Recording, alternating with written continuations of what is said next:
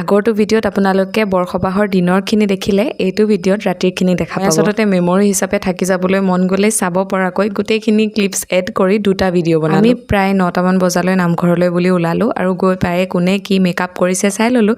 আজি পিছে নামঘৰত মানুহ এতিয়ালৈকে অহাই নাই। তথাপিও কিন্তু গায়ন বায়ন আৰম্ভ কৰিয়ে দিলে আৰু আৰম্ভ কৰাৰ পাছত এজন দুজনকৈ মানুহো আহি পালেহি।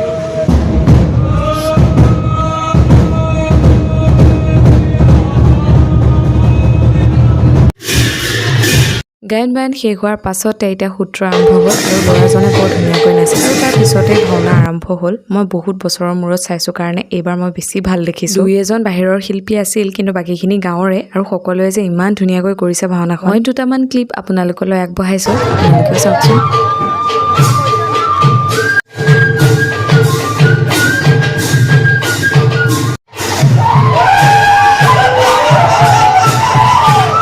মই নাম, ভাওনা, বৰসবাহ, শংকৰ উৎসৱ এইবিলাক বস্তু খুব বেছি ভাল পাওঁ আৰু সেইকাৰণে বহুত দিনৰ মূৰত পাই মই যে কিমান সুখী আপোনালোকক বুজাব নোৱাৰোঁ। আৰু যিসকলে ভাল পায় সেইসকলেহে মোৰ কথাটো অনুভৱ কৰিব পাৰিব। তাৰপিছত লাহে লাহে শেষ হ'বলৈ হ'ল। এইফালে প্ৰভু ৰামচন্দ্ৰই হৰধনু ভাঙিলে। শেষৰখিনি খুব ভাল লগা, চাওকচোন আপোনালোকে।